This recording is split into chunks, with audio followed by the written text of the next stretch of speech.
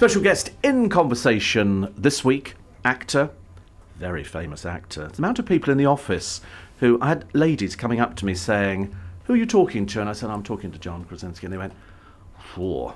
And all of a sudden... Is four good? Four is good. Oh, good. 4 is actually better than hey. Oh, wow. That's all actually right. much better. 4 is, wow, that's really... What would I'll they say take in it. America if they thought you were hot property?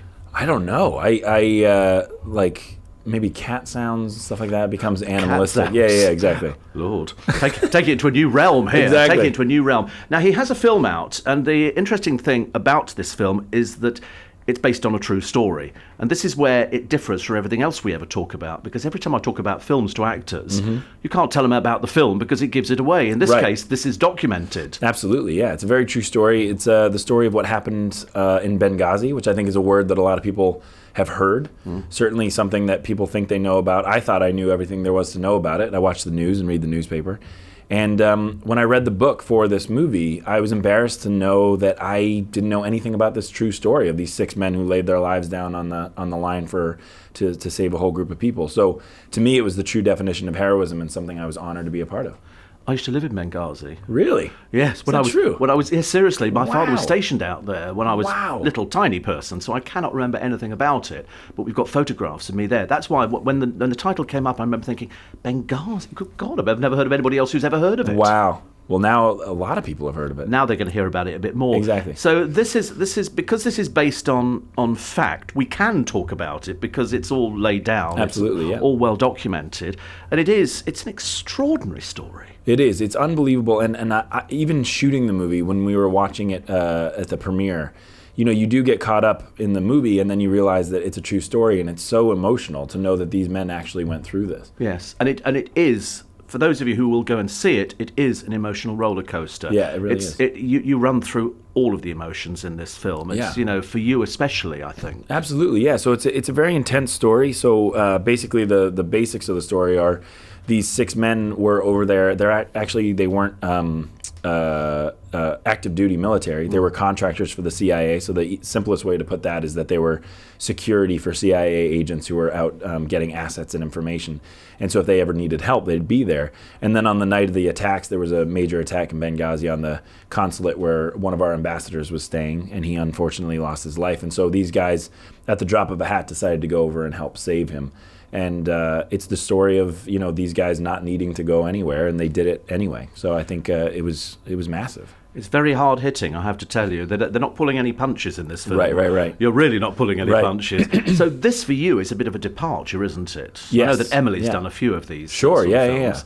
So are you kind of catching up? Are you going, she's actually did the I don't Tom think I'll ever Cruise catch film. up. She's doing way too many good films. She's doing good stuff at the moment. Yeah, isn't she? exactly. She's yeah. doing good stuff. So Does but she push you in this direction, say, listen, this is actually going to be a very good move. This is a very interesting move. No, we actually don't talk very much about strategy or anything like that. It's usually just about where the good story is. And so for me, I totally understand that it's a departure for people to see me in a role like this. Yes. But for me, I think that when you're an actor, similar to I'm sure in your profession, it's like you always want to ask different things, meet new people, do different things. And so as an actor, you want to push the limits and boundaries of what we can do. And so I've always wanted to do something like this. And this particular role came to me. I actually had to audition for it, which I was really happy to do. It's I love the fight for it. I love that you have to fight for it. That's actually quite a big thing to say, because actors get to a certain level and they sort of say, audition. I'm not sure, but that's actually quite a big deal as far as I'm concerned. Yeah. For you to say, I didn't mind auditioning. I liked that process. Well, no, I mean at this point,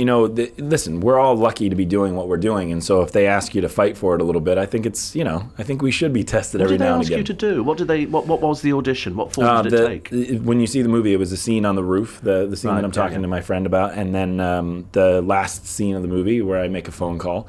And so it was some emotional stuff. And I remember I got to give all the credit to Denise, who was the casting director. She said, he's looking at a bunch of different people for this, and I'm not sure that you'll get the role, but you should come in because I think you'd be really good for it. And I came in just because I loved the story, and like I said, I'm from a big military family, so to me, this story was so important. Oh, your family too? Yes. You're also a military family? Yeah. Oh, see, I like the idea of military families. Absolutely. I thought we were a little bit elite. Well, it's funny because I doing press for this, I started to realize in the interviews that having military family is a much more rare thing these days. And I think this new generation is not as connected to the idea of the military and what it is. And so for me, this movie was not only important to tell the story of what happened that night, but it's also representative of wherever you're from, whatever country you're from. The men and women who go and serve, what they're doing is so insanely courageous that we should be thanking them every single day. It's interesting. I spend a lot of time on YouTube watching either Ellen DeGeneres or something like that, and she does a lot of these reuniting kids with their fathers who've been serving overseas. So emotional, isn't it? And it is absolutely, it's a box of tissues job. It's because true. you think, I'm going to be strong, and then you think, you're far more patriotic in America than we are. We're terribly proud of what we do, but I think you do military well. Oh, that's nice. I think you do it really well. But it's unusual for you as a son from a military family to go into acting. Yeah. You didn't feel tempted to go into military? No. So my direct family, so my parents aren't in the military. It was my aunts and uncles and cousins, and I still have cousins serving now. But it was one of those things where, like you said, it was just this inherent respect for it and understanding of it. And I never even thought of it. And it's funny because I thought I knew what it meant to support the troops. And then in doing this movie and spending this much time with the real guys, you actually get a whole new understanding of how emotional it is. Like I said, I think... I don't know. I think there was a part of me that thought the guys who would go through a conflict like this movie live out on a trailer in the plains and never speak to anybody and are covered in tattoos. And instead, they're the kindest, most gentle, unassuming men who have children and wives and communities that they're a part of. And so they really give everything up to be there for us. So we actually have the SAS. Right. And my father used to run a club which looked after that side of the military. It was what I called our secret agents. Right, so they would demonstrate a bit James Bond kind of stuff. That's cool. And I thought it seemed fairly cool at the time. But the one thing he actually explained to me was that a lot of these guys, they're so trained that they have a lot of emotional problems. It's quite difficult because they form a unit and they're so bonded between themselves. It's such a good point, and I think that what we don't understand is certainly our elite forces, like you said. So the special forces are, Navy SEALs, and I played a Navy SEAL, and you realize that these guys have made the same commitment to their group of comrades as we have to our families. So you tell your family, I'll always be there for you, and then you tell these 5 or 6 men that I'll always be there for you too. And that's an incredible conflict to live in, that you're committed to two things that passionately. Yeah, I've interviewed a guy called Andy McNabb, who was part of an undercover team who went over to Iraq. And again, the one thing they all find difficult to do is form relationships outside of their group, because they're so together. It's a case of, if you're with somebody, it is like somebody's joined to you at the hip. So when they die, part of you has to become strong, so it makes them very individual, very difficult for them to show their emotions. Absolutely. And also I think that there's no way to convey to normal human beings like you and me that what it is like. And so I think it must be really hard for these guys to come back and sort of live through life all over again when you can't really tell your friends about it. You can't tell your family the truth about things, which was really interesting because we were there at the premieres when the wives were seeing the movie for the first time too. And I actually found that even more interesting because they had never seen visuals. They had heard all the stories, but they could never have visualized it, this horrible incident. And so having their husbands be there sitting by their sides and then imagining what their husbands went through that night was, it was really emotional. There isn't any backup for these guys, is there? I remember when they started coming back from Vietnam from years ago, and you had sort of vets who'd been shell-shocked. We didn't know what shell-shock was. Nobody understood these kind of things and what they'd seen. And now you see old boys, the old soldiers, and they say, I still remember this, I still remember. And you think, God, that's lived with you all your life. Yeah, 100%. Yeah, and it's one of those things where I think we can always do better. I think we can always be taking care of our troops and our veterans who come home, because it again, we can't fathom what it is. And so I'm sure that's one of the main reasons why these programs don't exist, because you don't think of what they might need. And they need a whole lot of support. And by the way, that could be emotional support or therapy support, but really it's just the support of the country when they come back to say thank you. Did you talk to any of them?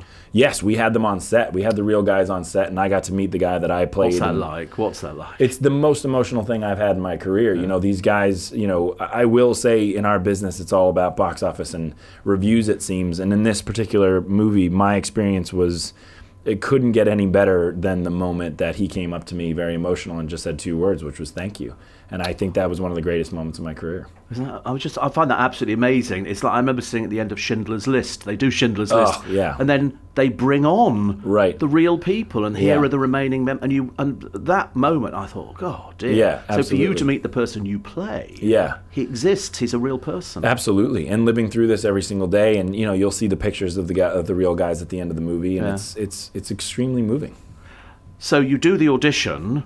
And you'd always been sort of said, oh, you might not get it, might not get it, which kind of actually sort of makes you want it even more. Absolutely, yeah. You think, I'm not going to be put off by this. Yeah, absolutely. I now want this thing. Exactly, yeah. You like to work for it. And what happened was I did the audition. I felt pretty good about it, but again, didn't think anything of it. And then I think I had the part something like 10 days later. And, I got to give a huge amount of credit to Michael Bay because obviously I know what I'm known for, which is The Office, which was one of the greatest experiences of my life and has given me everything that I have. Yeah. So I would never say that I'm running away from that or trying to change anything. But to have someone like Michael Bay take a chance on you and say, I think you can do something different, it was awesome. And I'll never be able to fully thank him for giving me that chance. All right, very, very quick break. More after this. Special guest in conversation this week. The film is called 13 Hours, The Secret Soldiers of Benghazi. John Krasinski is here. You're very unaffected as an actor. Thank you. That's nice. Is it, does that translate to you? Do you know what I mean? So. I hope so. Yeah. You're very grounded. But then you said that you and Emily Blunt, your wife, you don't talk business at home. No, I think we both feel so lucky to be a part of it that we have to have our own experiences. I think I'm Emily's biggest fan. I'm sure. I'm happy to compete with anybody, but I get this feeling. Yeah, exactly.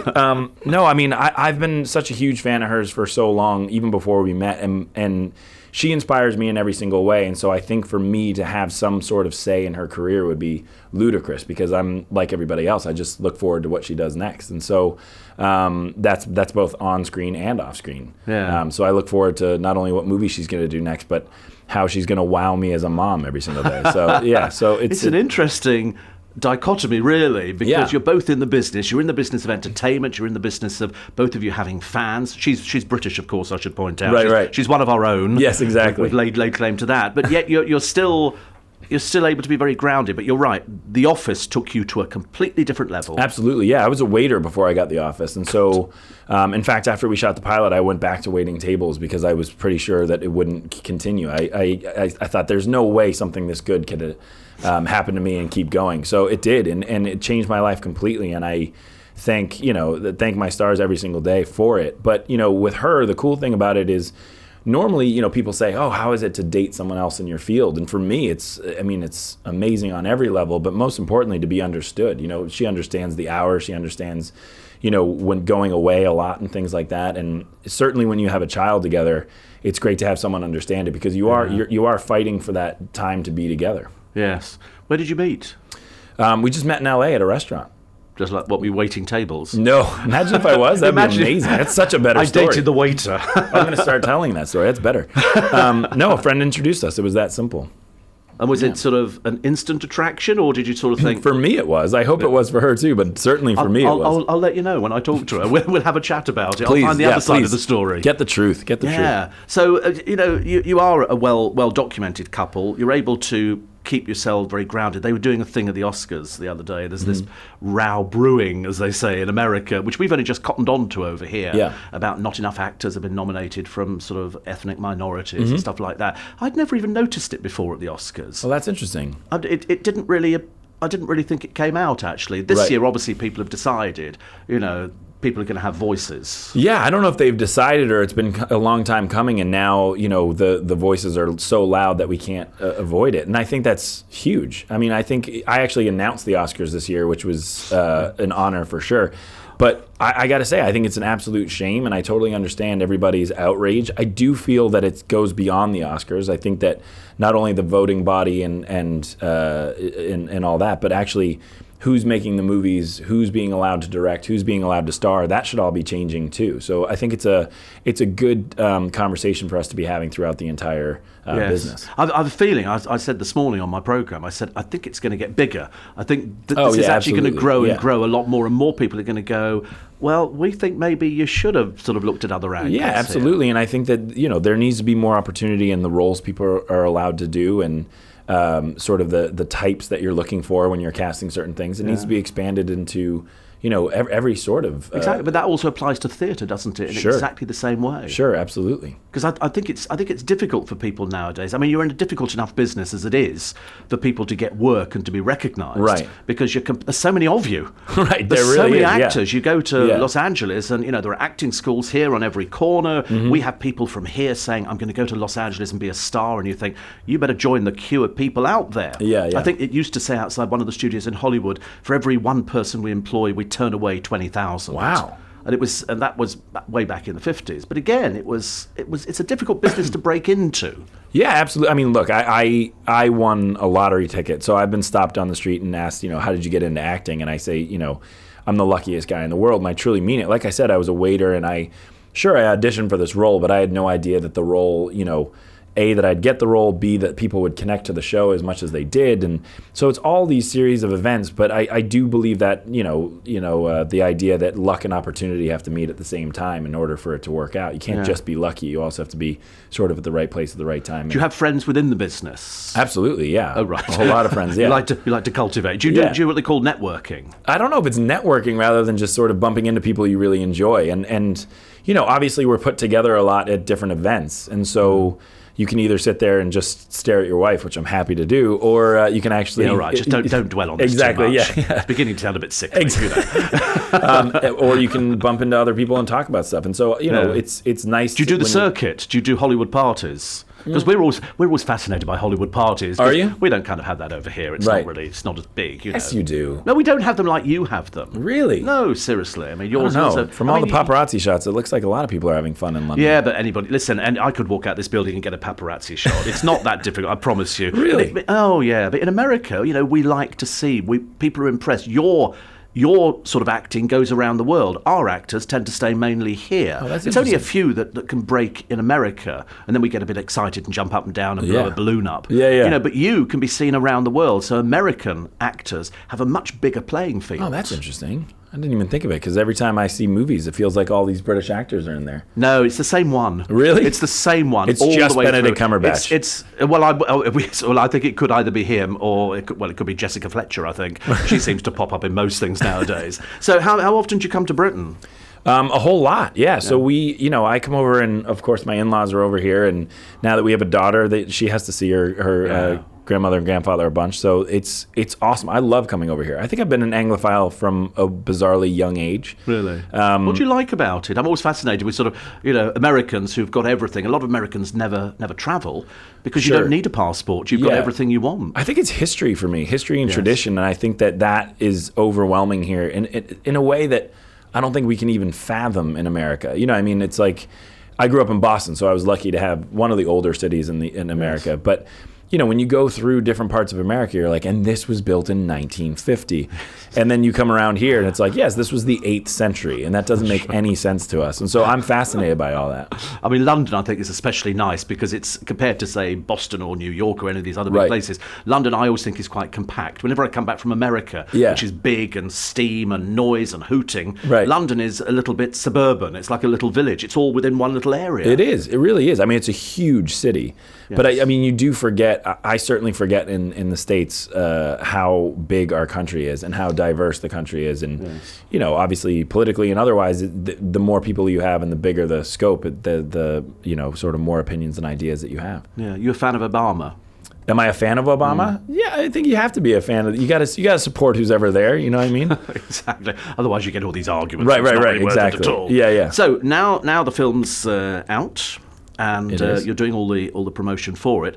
Have you now got a taste for action films? I have, yeah. Again, it's something I've always wanted to do, and this one was a special one for me because of the subject matter and it being so heroic. But I think that it's something I would certainly want to do more of, yeah. It suits you. It seems to suit you. Thank you very much. A lot of the ladies seem to like you with your shirt off. don't want to go on about it, but nobody's ever asked me to take my shirt off. Generally, can you keep it back on again? But everybody's saying, have you seen the pictures? And buffed. You have to work at that. Oh, yeah. Is that something in America that it's, you do have to look after yourself? Yeah, I mean, I thought I was, trying to stay in at least decent shape. And then you realize to get in shape for this is a whole new animal. I mean, it's a whole full 180-degree turn. And so it was incredibly difficult to get there. But I will say, the fun thing for me was I felt like I was a pretty average person. I didn't, I wasn't super buff. And then getting in shape was really hard. But once you do get in shape, it's actually a lot easier to maintain. So I never thought I'd say it. I am one of those people who I kind of enjoy working out now. You see, everything's worked out really well for you, hasn't it? I spoke to an actress a short while ago, and she said, I kept being thrown lifelines by people, and yours is the same. Yeah, absolutely. You're here, and then that leads to that, and this leads. It's like a chain. It's all fitting together quite beautifully. And for me, it's a great learning lesson. Is you have to be present in the moment, otherwise, you might miss something. And I think if you calculate, certainly in our business, but anywhere, it's like if you calculate, if I do this and then this happens, you're only going to be disappointed. So I think you got to live through it as you go. Do you have a plan? I don't, actually. My plan is just to sort of work on the best story that's going and work with the best people. I'm sure a lot of people say that, and that's the hard thing. I mean, it's really hard to get to work on the good stuff with good people because, like you said, everybody's trying to get the same roles. But this film's going to open up, I think, a whole new avenue for you. Thank you very much. I hope so. Yeah, I think this is, people are going to see you in a completely different light. Forget The Office, forget anything else you've ever seen him in. Believe you me, this is from your lips. That's really nice. Well, listen, I mean, I hope so. Because you genuinely have a hunger for the business. Yeah, absolutely. You genuinely like it. But does that mean we can take you out of films and put you in theatre, or is theatre? I'm about to do my first play. Are you? Yeah, and I'm so excited. I'm doing it at the Public Theater in New York. Wow. Which I think it's like the National here. It's sort of our off-Broadway. It's one of my favorite theaters of all time, and they do the most amazing work and usually new plays. And so I'm so lucky to be in a new play by this phenomenal playwright named Sarah Burgess. And the director of Hamilton is Tommy Kail. He's directing me in this play. So you can't get much better than that. And now I've just set myself up for failure. But nerve-wracking as well. All of a sudden, it's fine doing films where you're paid to sit around on your bottom a lot of the time, and then they go, now. Exactly. This is, you have to learn it all. Yeah. You do, yeah, I'm terrified. But I think that's a good thing, right? That's good. You should keep. You like the challenges. Scaring, yeah. Absolutely. When does that open? It comes, I'll go on stage, I think it opens March 3rd or something. We rehearse in February, then we go on March, and it'll be 8 weeks. Fantastic. Come one, come all. Come one, come all. But in the meantime, you get to see 13 Hours, The Secret Soldiers of Benghazi. John Krasinski, thank you very much. Thank you very much. I really appreciate it. Thank you. Thanks.